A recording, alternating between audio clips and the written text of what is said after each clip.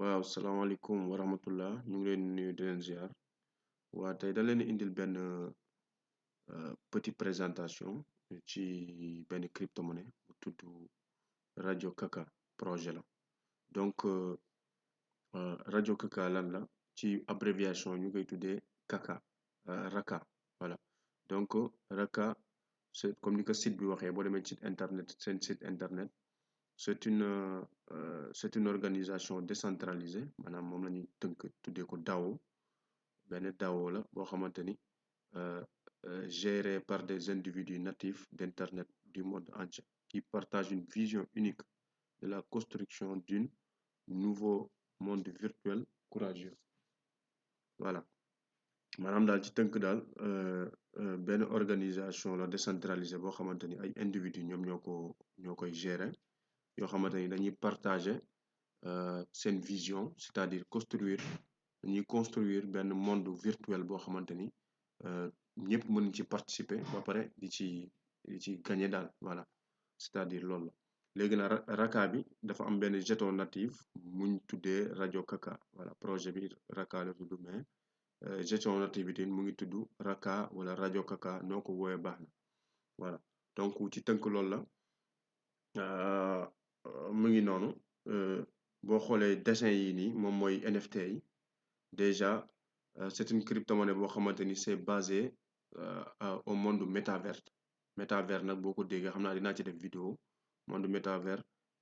c'est un monde virtuel boo xamante ni moom la ñu bëgg a implémenter ci àdduna bi léegi boo xamante ni lépp looy def mën nga ko def virtuellement daal voilà te doo bouger sa kër donc ci tënk daal loolu mooy métavers donc ñoom it loolu mooy seen conception créer benn monde boo xamante ni c'est lié au métaverse mais ñoom genre dessin yii nii lañ ciy créer genre NFT yii nii yoo xamante ni dañ ci créer benn monde 3D gis nga monde 3D planète où maanaam utilisateurs yi maanaam genre ñi nga xamante ni dañ koy utiliser mën nañ cee posséder ay terrain virtuel construire des magasins ak ay galeries d'art maanaam créer ay terrain ak ay am ci ay terrain am ci créer ci ay magasins yoo xamante ni mën nga ci woo ay nit ñu ngeen di échangeante ay NFT ak yu demee noonu créer tamit benn galerie d'art boo xamante ni mën nga cee exposer say NFT nit ñi ñiy seetaan di la fay genre affaire yu demee noonu la daal voilà monde tridimensionnel voilà donc ci tënk daal loolu moom moo ko tax a jug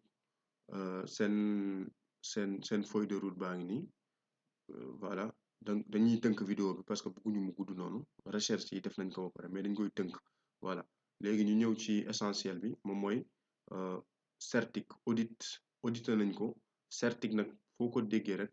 entreprise la boo xamante ni moom mooy audité bépp projet crypto-monnaie audité ko ndax projet bi c'est costaud ou pas donc CertiK audité na ko c'est un projet costaud voilà donc approvisionnement crypto-monnaie bi total approvisionnement ñaata jeton lañ créé moom mooy 432 milliards 955 millions presque 433 milliards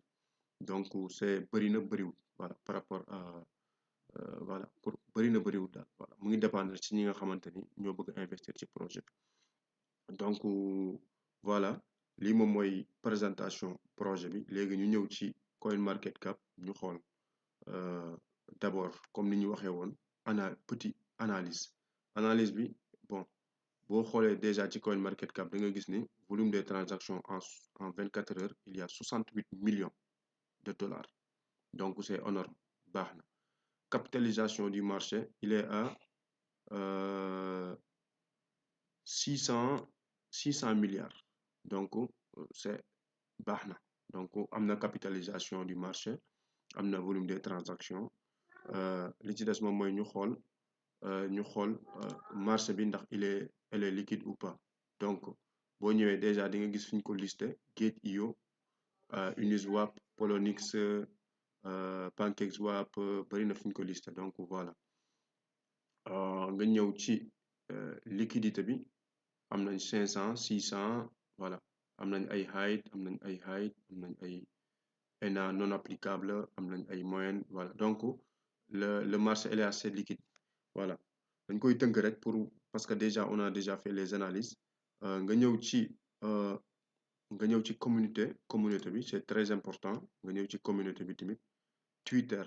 la plus importante c'est Twitter donc nga dem ci Twitter di nga gis ni il y a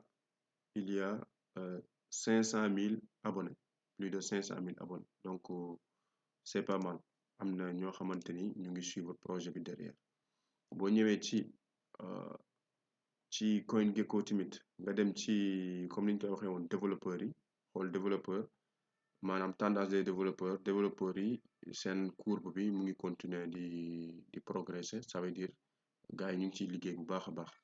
voilà donc projet la boo xamante ni pour le moment c'est assez costaud voilà léegi li ci des moom mooy ñu dem xool yi contrat yi léegi li ñu bëgg a wax foofu ci 432 milliards yi 432 milliards de jetons yi dañ ko partagé maanaam 140 et quelques milliards yi ñu ngi ko yóbbu ci blockchain Ethereum 280 milliards yi ñu ngi ko yóbbu ci blockchain Binance Smart Chain 8 milliards yi ñu ngi ko yóbbu ci beneen blockchain bu tudd OEC voilà donc noonu lañ ko partagé ak verrouillé bi débloqué tout ça yooyu ay détails la mais en gros daal noonu la fa demee léegi ñu dem ci blockchain yi ñu xool d'abord fi may njëkk a dem moom mooy ñu dem ci BSCAN bi blockchainu Ethereum blockchainu Binance Smart Chain Explorer bi ñu dem xool token bi naka la fa tëddee ak ñaata holder la am portefeuille yi ñi leen yor ak tout ça voilà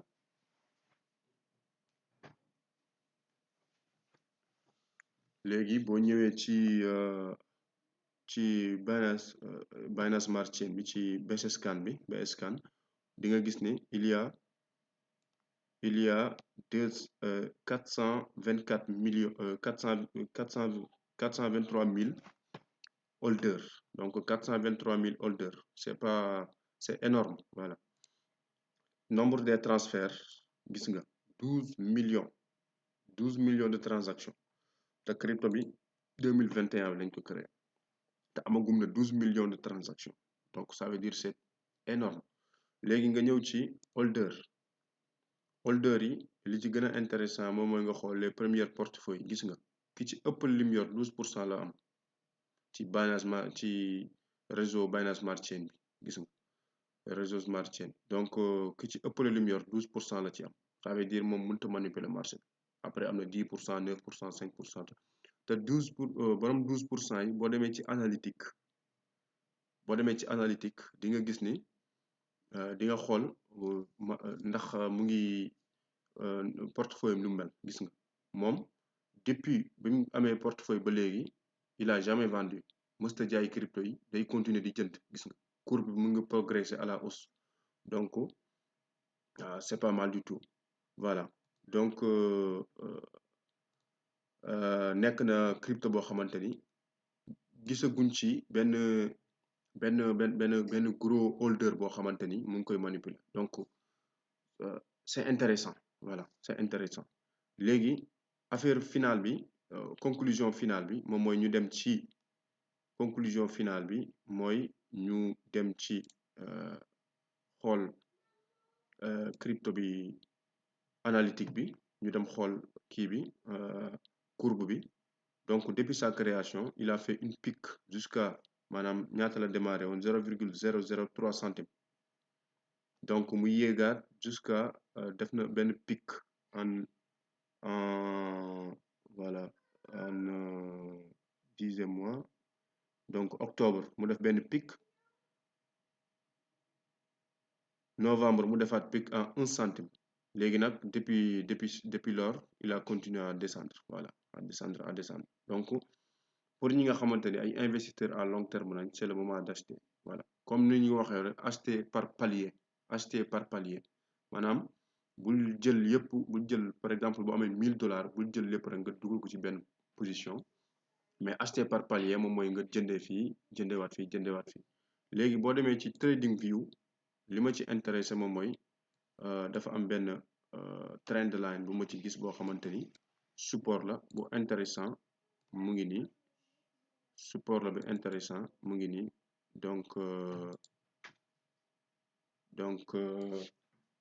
donc voilà voici le support voilà donc support la bu intéressant boo xamante ni mën nañoo wax ni marché bi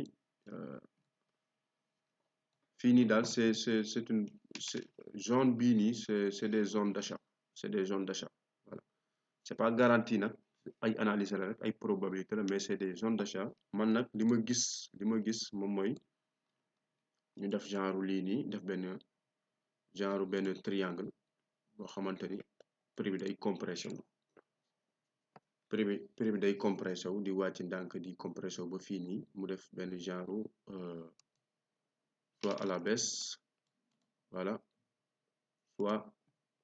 à la hausse voilà lépp mu ngi dépendre rek ci